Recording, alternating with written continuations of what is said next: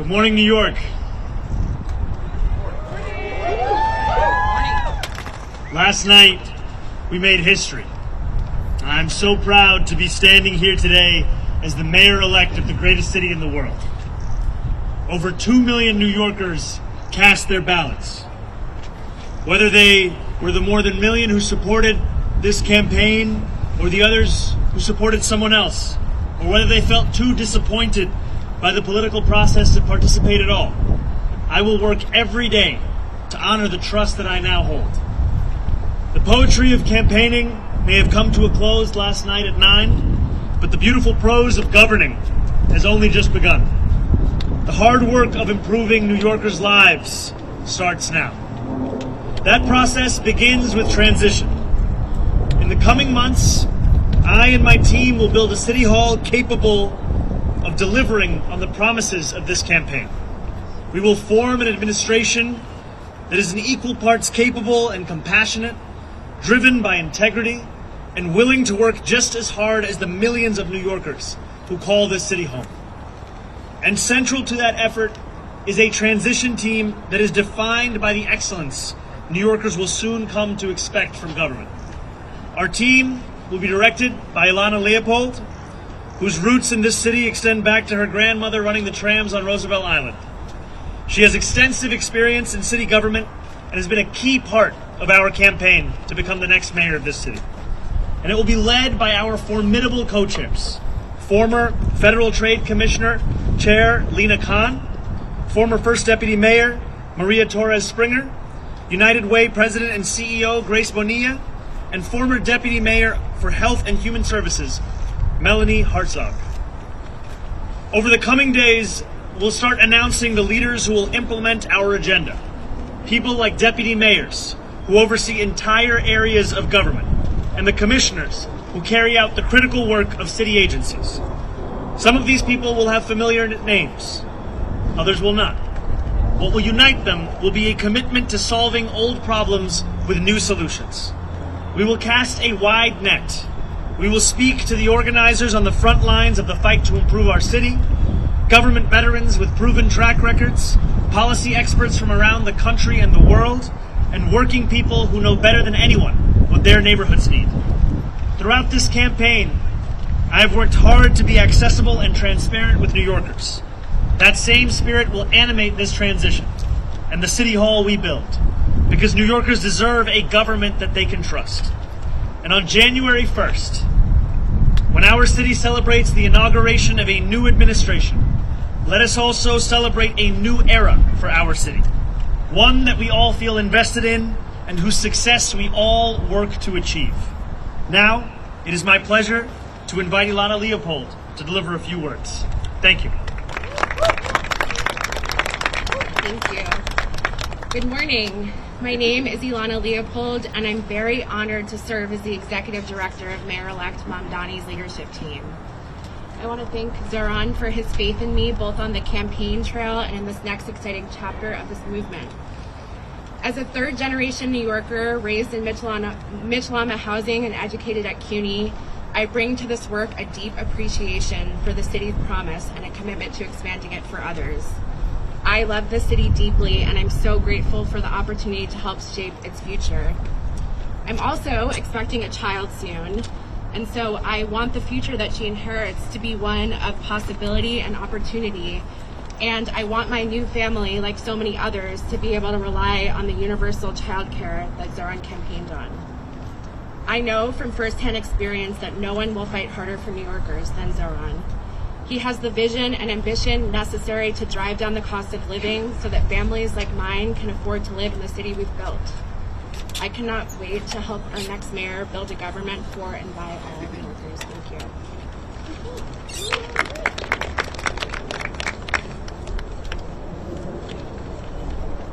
Good morning. My name is Grace Bonilla, and I am excited to be with all of you today. I want to congratulate Mayor-elect Mamdani on his historic victory in a campaign that captured the imagination of so many and centered the needs of working New Yorkers as a North Star. I'm honored to be part of a transition team and eager to work with you to build an administration that will work tirelessly to ensure working New Yorkers can finally afford to live and raise their families in the city that they love. As a native of Queens and a daughter of Ecuadorian immigrants who has dedicated my career to fighting for vulnerable New Yorkers, this appointment means a lot to me, particularly at a time when our immigrant communities and the people I serve are under attack. As we stand here today, 1.8 million New York City residents are without benefits to feed themselves and their families because of the inactions from the federal government. I am confident that Mayor-elect will always stand by New Yorkers and fight against any federal encroachment and that target the programs our neighbors need to survive. I look forward to helping him to build working to build an effective government that keeps every New Yorker safe, healthy, housed, and built on the promise of our city and the brilliance of our people. Ahora en español. Ante todo, quiero felicitar al alcalde electo Mamdani por su victoria histórica y por una campaña que cautivó a tantos y que le dio prioridad a las necesidades de los neoyorquinos luchando por sobrevivir en esta ciudad. Estoy muy orgullosa de formar parte de su equipo de transición y estoy lista para trabajar con usted para construir una administración que se esfuerza incansablemente para garantizar que todos los neoyorquinos puedan finalmente vivir y criar a sus familias en esta ciudad que tanto amamos. En este preciso momento, 1.8 millones de residentes de la ciudad de Nueva York carecen de beneficios para alimentar a sus familias y a sí mismos, debido a la inacción del gobierno federal. Confío que en el alcalde electo siempre defenderá a los neoyorquinos y luchará contra cualquier acción federal que afecte negativamente a los programas que nuestros vecinos necesitan para sobrevivir. Espero poder ayudar a construir un gobierno eficaz que garantice la seguridad, la salud y la vivienda de todos los neoyorquinos y que aproveche el potencial de nuestra ciudad y el talento de nuestra gente. Muchas gracias.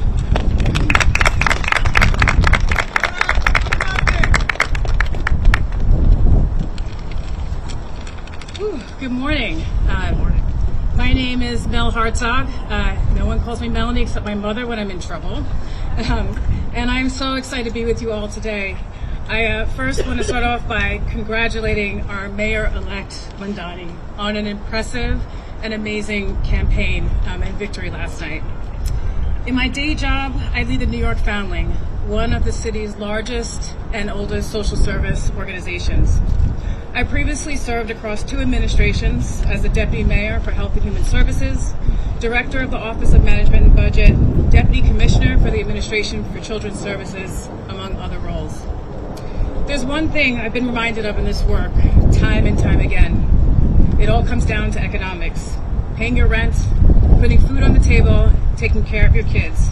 That's what New Yorkers care deep down about, and that's what the Mayor-elect has so successfully tapped into. It's my honor to join the Mayor-elect and this incredible group of women who epitomize public service to make sure that we bring the very best, brightest, and most principled people to deliver for our fellow New Yorkers on this moment of promise. Thank you so much. Good morning, everybody. It's great to see you all. I want to start off by just congratulating our Mayor-elect Mamdani on an incredible victory and a just remarkable campaign this last year. I think what we saw last night was New Yorkers not just electing a new mayor, but clearly rejecting a politics where outsized corporate power and money too often end up dictating our politics, and a clear mandate for change where New Yorkers can get ahead and where all workers and small businesses can thrive, not just get by.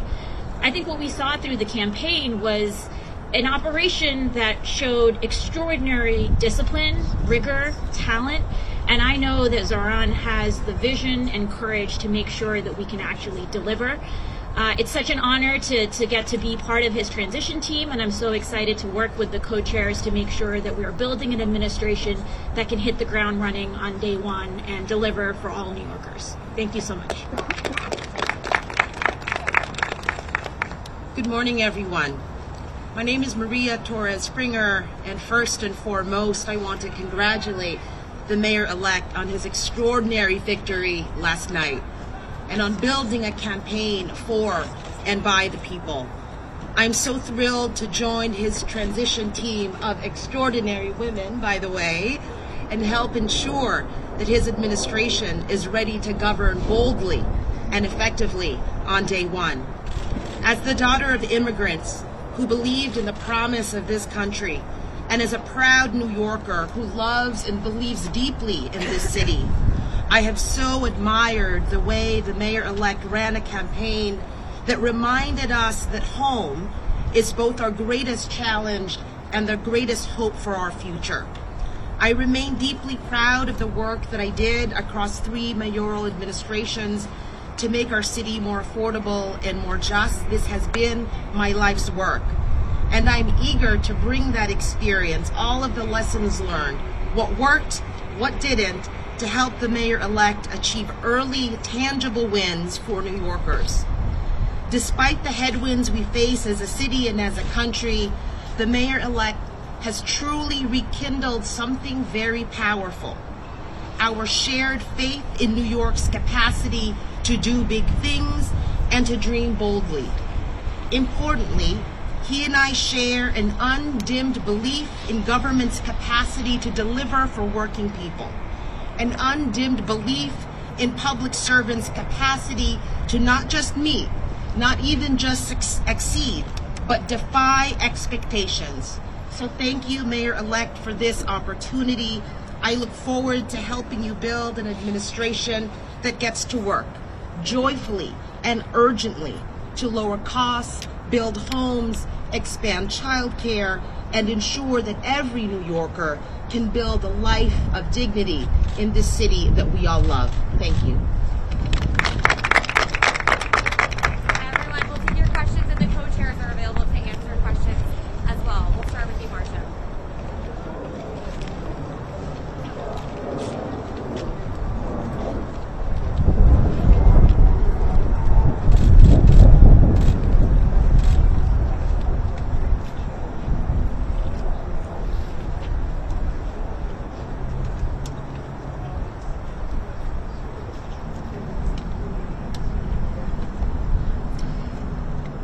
I look forward to being the mayor for every person that calls this city home. That includes the Jewish New Yorkers that voted for our campaign and those that didn't. My responsibility is to all 8.5 million New Yorkers, and we chose this location as a reflection of the borough that I serve and the fact that we are proud to be known as the world's borough. And for far too long, that embrace of so much of what makes New York City special, so much of what makes it the place that we are proud to call it our home, it has been missing in our leaders in this city. And I am excited to be the first immigrant to lead this city in generations, and excited more, frankly, to deliver on an agenda of affordability alongside these incredible co-chairs for New Yorkers across the 5 boroughs. Right here, sorry, we're going to go to Josie right here. Hey, how are you? Obviously the members of your transition team span different realms of experience. However, I'm not seeing people who specialize in education or public safety, which are 2 major arms of your agenda. Are you looking to add people with that type of experience to the transition team? And then this morning, FDNY Commissioner Tucker sent in his resignation. I know you've talked about adding people to your future administration who span ideologies. Do you have any concern that maybe some of them won't want you? I look at these 4 incredible co-chairs of our transition team, and what I see are those who have had their careers defined by an excellence that we want to characterize the very city hall that we are looking to build. These will be the leaders of our transition, and also this transition will expand and extend beyond any one specific set of issue areas. So the topics of education and public safety continue to be of immense importance. We continue to prepare for the delivery on those very issues alongside the others that concern New Yorkers, and that will be the work of the next 57 days. And just to your second question, I am willing to consider anyone to work in my city hall so long as they are committed to working for my administration and to delivering on an agenda to lower costs for New Yorkers in the most expensive city of the United States. All right, we'll go to Sam over here. Mayor-elect Mamdani, Sam Alcott from Democracy Now! I have two questions.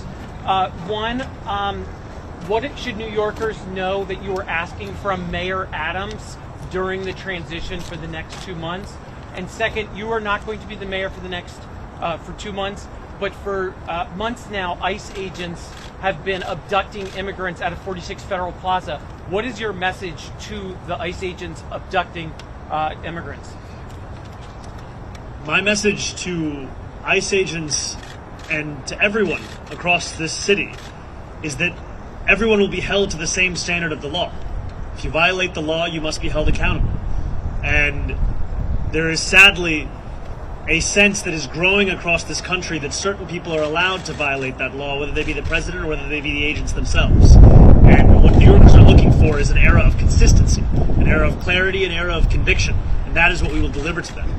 And I am looking forward to having conversations with Mayor Adams and his administration about the work of the transition to ensure that the handover is a seamless one and that it is one that benefits the shared work we all have to deliver for the people who call the city home. Thank you, Andrew. Congratulations on your victory. Let me Thank ask you. you a quick question. One is, Everybody's asking too.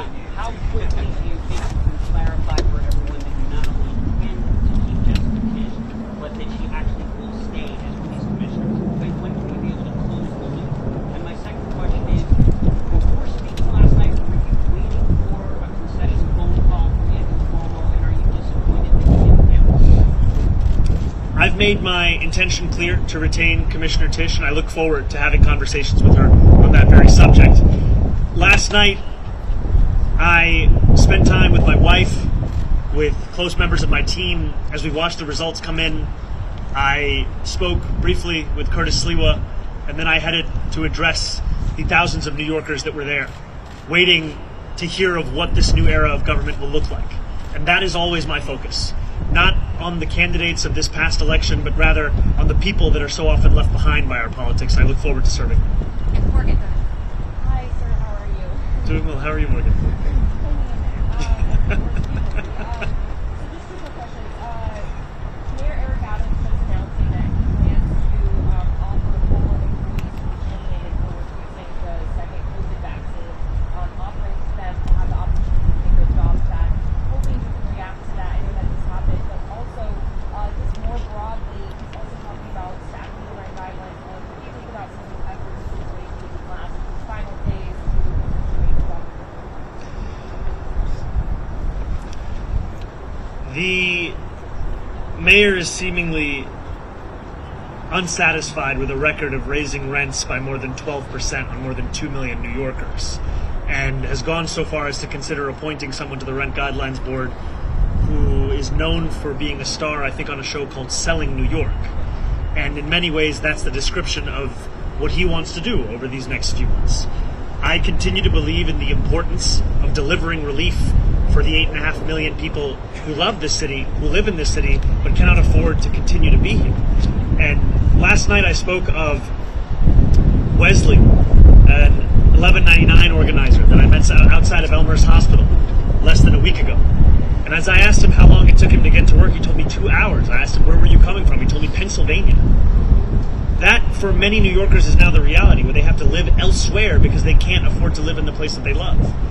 And that has to be our compass in guiding the work that we do to ensure that we can make this a city that is livable and make this a city that finally turns the page on an era of big money and small ideas. Yeah, how about Holly right here? The Democratic Socialists of America have been a huge supporter for you, a huge part of your campaign. Will they have a role in your transition? I am looking forward to having every member of my coalition being a part of our transition. The transition will be guided by the work that we need to do, and the coalition that brought me to this point has done an immense amount of work and has also been leading in the fight for dignity for working class New Yorkers.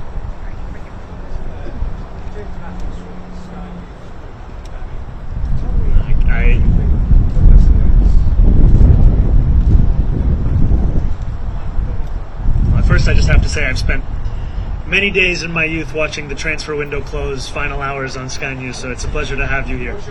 Yeah, I'm an Arsenal fan. I have to be honest, when you said you were from Sky News, I just got very excited. Could you repeat the question one more time? Tell me, what do you think the lesson is in your victory last night for the Democratic which has been slow to approach immigration? What's the lesson? I think the lesson for the president is that it's not enough to diagnose the crisis in working class Americans' lives. You have to deliver on addressing that crisis. This is a president who ran a campaign on the promise of cheaper groceries, and now, as was said by one of our co-chairs, has gone so far as to cut SNAP benefits for close to 2 million New Yorkers. Someone who is literally making it harder to afford those same groceries whose price he was decrying not that long ago. And what scares Republicans across the country is the fact that we will actually deliver on this agenda. And the contrast is something that they cannot bear to witness. And I try to keep my focus similar to that cover on the New Yorker where the world ends at New Jersey, and thinking about what this means for our city instead of for our nation. And I will tell you that for our city, what left me with such great hope last night were the stories from so many New Yorkers who had never voted before, who had lost hope in politics years ago. And to stand here before you, having received over 1 million votes, in an election that saw turnout the likes of which we haven't seen since 1969. It shows that politics, once again, is offering more than just a settling for the crumbs that are not able to meet the needs of so many families across the city. We are finally offering a vision that can meet the scale of the crisis in working class New Yorkers' lives. Thank you. Congratulations. Thank you very much. I also have 2 questions for you. Please. The first is about business here in New York City. Jamie Dimon, JP Morgan Chase, one of the largest lawyers here in the city. I know you've spoken with him. Do you have a message for him today? Will you meet with him again? And what might that meeting look like? My second question is about the ADL and its leadership. Dr. Greenblatt said this morning that he did not feel you had done enough during this campaign to make sure that Jewish workers feel safe. The ADL today has launched what they're calling Mamdani Tracker to track your administration and I guess its performance on that front. So, same question. Have you spoken to him? Will you meet with him? And what do you make of this initiative that the ADL is launching? I look forward, I'll first answer your first question, then I'll go to your second. I look forward to meeting with Jamie Dimon and meeting with anyone who is concerned about the future of our city and is invested in the vitality of that same city. And these are not very different from the conversations I had over the course of this campaign with many business leaders who, while we may have disagreements on fiscal policy, we also found many areas of agreement as to what the city actually needed. And I think it is critically important that we start to embody a style of leadership that does not demand agreement across every single issue in order to even have a conversation. We need to be able to deliver for New Yorkers, and that means to meet New Yorkers, even those with whom we have any disagreements. So I look forward to having those kinds of meetings, be it with Jamie Dimon or be it with other business leaders, and continuing to show that our affordability agenda is an agenda that would also benefit businesses across the city. Because what I've heard from many of those same business leaders is that the inability for city government and state government to provide universal child care has led to businesses sometimes having to provide stipends to their own employees given the expense of that child care. Makes sense because child care in this city costs an average of $22,500 a year, which is a burden that many families cannot bear. And I also look forward to streamlining the regulations within city government. I am someone who believes deeply in the public sector, believes deeply in public regulation, and I also believe if I cannot give you an answer as to why a regulation exists, then it likely doesn't have a good reason to exist any longer. And that extends to when a restaurant owner told me of the $25 a year he has to pay the city for the right to sell a frozen dessert. And it also extends to the way in which we fine and fee small businesses across the city, which is why we've committed to cutting that in half. And I have not spoken to Jonathan Greenblatt. I take the issue of anti-Semitism incredibly seriously. And last night in my speech, I spoke about how my city hall will stand steadfast with Jewish New Yorkers in fighting the scourge of anti-Semitism across the city and making that clear in the actions that we deliver on from January 1st. And I look forward to working with Jewish leaders across this city, whether they be elected officials, whether they be rabbis, whether they be community leaders, to deliver on the promise of not just protecting Jewish New Yorkers, but celebrating and cherishing them in this same city. Yes, go ahead, Henry. Track your administration on this. I think that anyone is free to catalog the actions of our administration. I have some doubts in Jonathan's ability to do so honestly, given that he previously said I had not visited any synagogues, only to have to correct himself. Hi, Mayor-elect. Obviously, I have two questions as well. Yes, I hope yes. you'll find It's a 2-for-1 day. Oh, yeah, a little more interesting. So, on President Trump and on delivering real, tangible results, as you alluded to last night with your new era, as Maria Torres-Springer just said, how do you balance, or do you give a thought to balancing combating President Trump and not getting lost in that fight to where you are not delivering the campaign promises? And second, I'm just curious, kind of in the quiet hours of last night, you got off stage, you went home, maybe you were sitting by yourself, maybe it was just you and your wife. I'm wondering what those sort of thoughts in your head were in those quiet moments after this sort of enormous accomplishment and the weight of what's about to come your way. It's very funny. Everyone is asking two very different questions. I'm trying to strike the right tone between all of them. New Yorkers are facing twin crises in this moment: an authoritarian administration and an affordability crisis. And it'll be my job to deliver on both. It'll be my job to stand up for the city and also to ensure that we do not look at Washington, D.C. as if it is the reason for all of the problems right here in New York City. Many of the issues we are speaking about, they predate President Trump. They are issues that for too long we have turned a blind eye to, or we have sought to rationalize or normalize. And what I'm so excited by in looking at these incredible women who will be leading our transition is a track record of being able to handle multiple crises at the same time. Crises which so often for others might be the only focus. For so many of the people on this stage, they were one of many. And these are the crises of cost, these are the crises of conviction, these are the crises that have come to describe much of our politics. And I find immense confidence in the fact that we are already building a team that has shown its ability to deliver and that will continue to show that over the next 57 days and beyond. I cannot tell you that I had many quiet moments between last night and this morning, but some things that I have been left with, whether it was in sitting with my wife or with close members of my team without whom none of this would have been possible, is the sense of hope that New Yorkers have. When I left the venue yesterday evening, there were hundreds of New Yorkers waiting outside. And so many of them were young New Yorkers. So many of them, it may have been their first vote they were ever eligible to cast.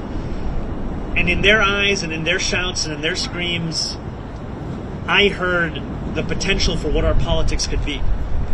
And it's a potential for New Yorkers to not only be able to see themselves in those that lead them, but more importantly to see their struggles.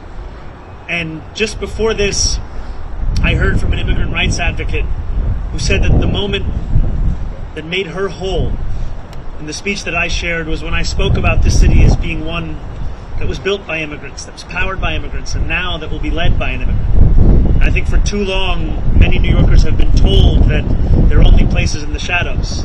And it is incredibly exciting to stand here alongside these leaders to embrace the light that the future will hold for all of us in this city.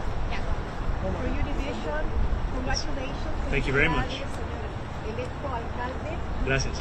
One of the things that we're seeing is that many Hispanics went to you in the last 2 weeks after leaving Governor Cuomo with the hope that you would actually advocate for them with President Trump.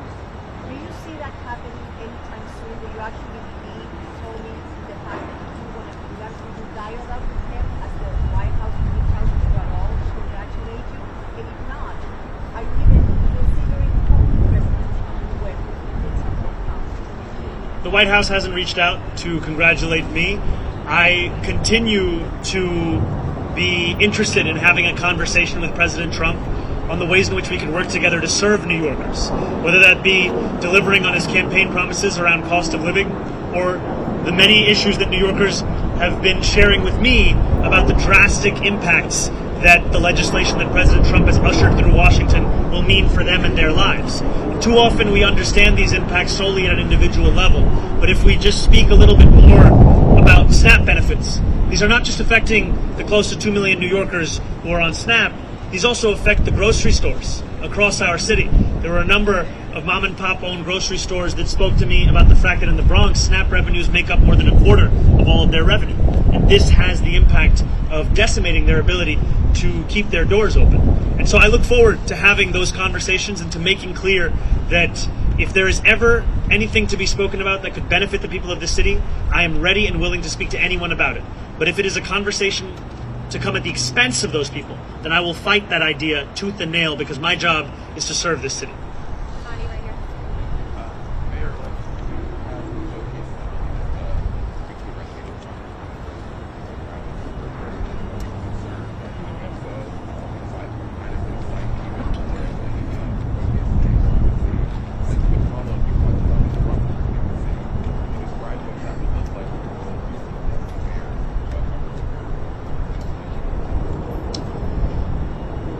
When I speak about Trump-proofing this city, I speak about protecting those with the least from the consequences of a man with the most power in this country. It is in part a reference to the need to ensure that any fight for additional revenue is one that also looks to try and protect those same New Yorkers from these kinds of cuts to the greatest extent that we can. And it's also a commitment to ensure that so many of the storied parts of city government return back to the moments where they were on the front lines of fighting for dignity and civil rights, and I think specifically of our city's law department. This is a law department that, when you think of the seminal civil rights cases of this country, they were there. And yet today it has 200 fewer lawyers than it did before COVID. This is an example of a lack of interest from an administration in ensuring that we are investing in the tools that have been proven to protect those same New Yorkers. And I will not mince my words when it comes to President Trump. I will continue to describe his actions as they are, and I will also always do so while leaving a door open to have that conversation, because it cannot be understood as if it is an argument between two individuals. I am looking to lead this entire city, and everything that I do must be to the benefit of this city, and I look forward to delivering for that same city. Yeah, hi. Hey, how's it going? So after your win last night, a lot of critics went to our comment section in the social media newsroom we run, saying, talk to the Mamdani supporters in 6 months, see how they feel. Talk to them in a year, see how bad it's going to get. Do you have any comments on how those folks are reacting and how you're going to improve? Well, first I'd say we've come a long way since that conversation in Astoria Park, and it's lovely to see you here. You know, I think there were many who said similar things when we launched our campaign on October 23rd. Talk to the campaign in 6 months, talk to the campaign in a year, see where they are. And what we've shown is that the hunger, the dedication, the commitment to excellence and delivering in the ways in which we have been told are impossible, this is what will typify our efforts. It has thus far. This is what will describe them moving forward. And the passion, as Maria had said, of an undimmed potential for government to meet the needs of working people across this city, that is something that we fully intend to deliver on. These were not words that were shared as a means by which to inspire people for the purpose of an election. These were commitments that were made that we intend to deliver on to ensure that New Yorkers can live in the city they call home.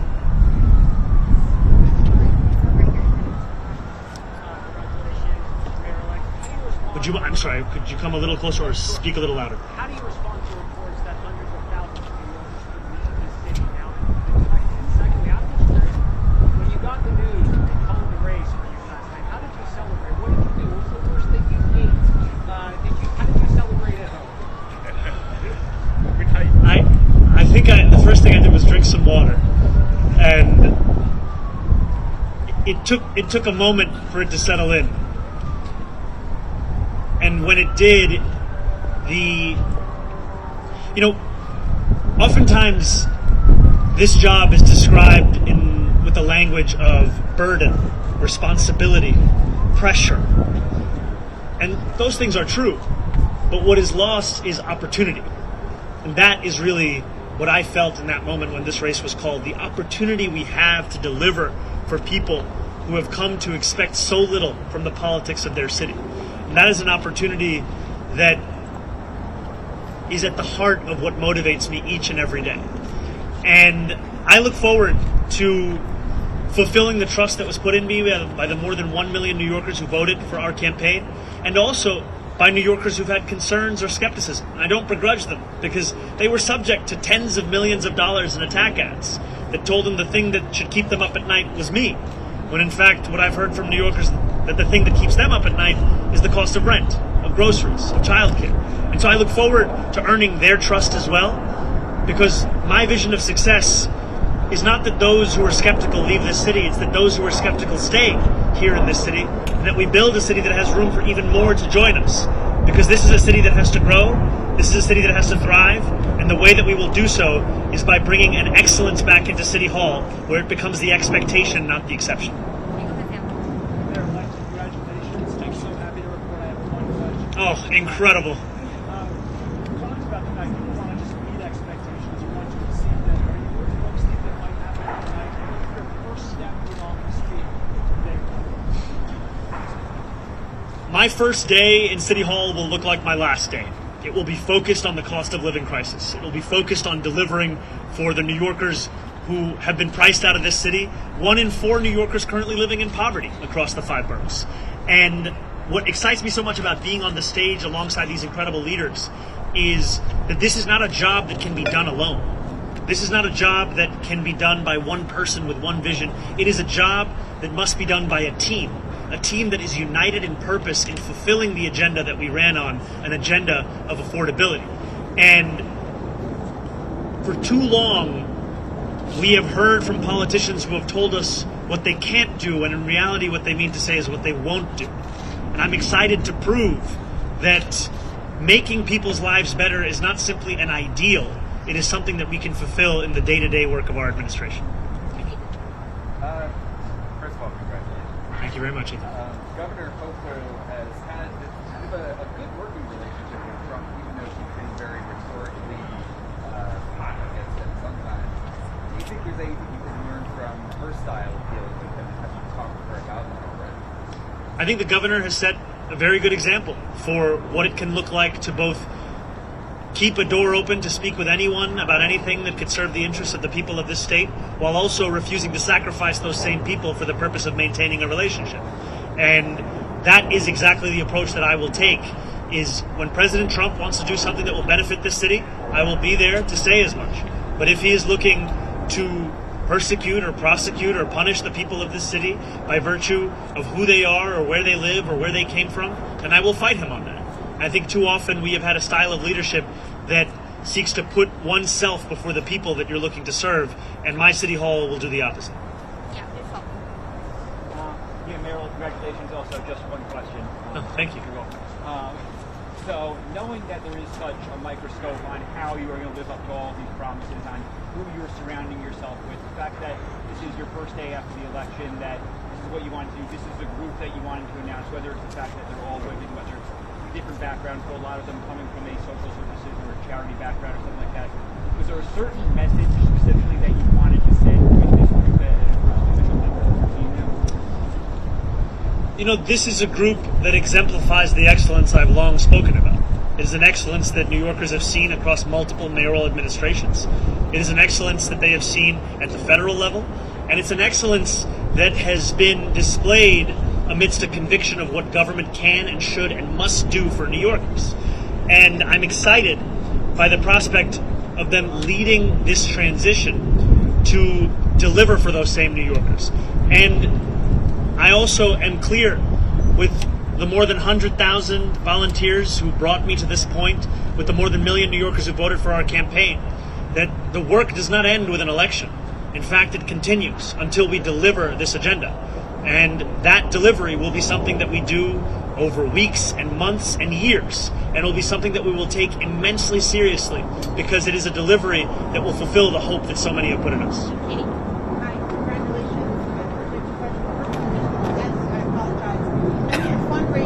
Could we do the first one? I'll answer, then we go to the second?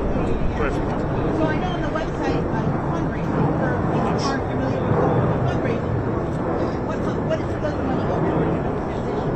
thank you for the question. It's transition2025.com. And, there were a few months ago where I told supporters across the city to stop donating. And today I am asking them to start once again. And I am asking them to do so because of the fact that a transition that can meet the moment of preparing for January 1st is one that will require staff, it will require research, it will require infrastructure. And those are things that we will have to provide. And I'm excited for the fact that it will be funded by the very people who brought us to this point, the working people who have been left behind by the politics of the city. The second question on equipment, you were listing discriminating in your fund. Will you move out of Queens where you are right now and move onto the upper side, or the upper side, mentioned recently, and so when and not when? I did get a text from my super late this night. Look, I have been told time and time again, and I've embraced it, to not measure the drapes. And here I am the day after being asked to use a ruler. And I will tell you that my focus right now is on the transition team. I will speak with my wife. I will think about this further, but when I have something to share, it will be done so publicly. Andrew Cuomo did it. Okay. He used his name. Two questions again. The first one, has the mayor or anyone invited you to City Hall? Do you have plans to go to City Hall to meet with him in the coming days? The mayor has not invited me as yet to go to City Hall, but I look forward to having those conversations about the transition. Okay. And for the last 4 years, we've heard a lot about Brooklyn. They've got the leaders in the House and Senate, the mayor, all sorts of power. Is Queens having its moment? We spoke about this a little bit standing here. Like, is this borough on top now? I don't see it as a question of which borough is on top. I am looking to serve every single one of the 5 boroughs. And in each of these boroughs, I find so much of the inspiration of the work that we have to do in City Hall. And I'm also proud to represent Queens in the state legislature. I'm proud to be a resident and an assembly member for Astoria and for Long Island City. And I'm proud that we are standing here today in the world's borough to embrace what gives so much meaning as to what it means to be a New Yorker here in this moment today. This guy's trying to get me to go against other boroughs. Where's the suit? Good to see you.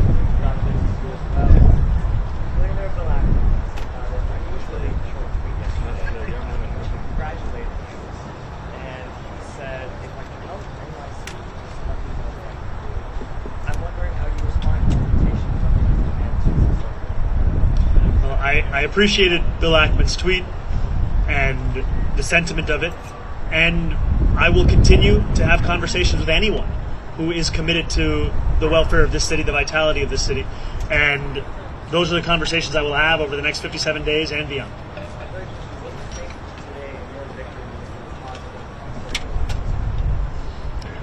I can tell you what it means in this city.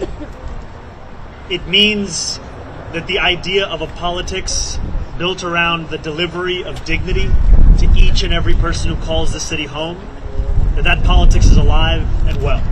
And for too long, we have spent our time debating who deserves that dignity, as opposed to delivering it to each and every person who calls the city home. What specifically do you want to continue from the Mayor Adams administration in terms of progress or initiatives to anticipate getting involved in speakers? I didn't hear the second one. Getting involved in the speakers.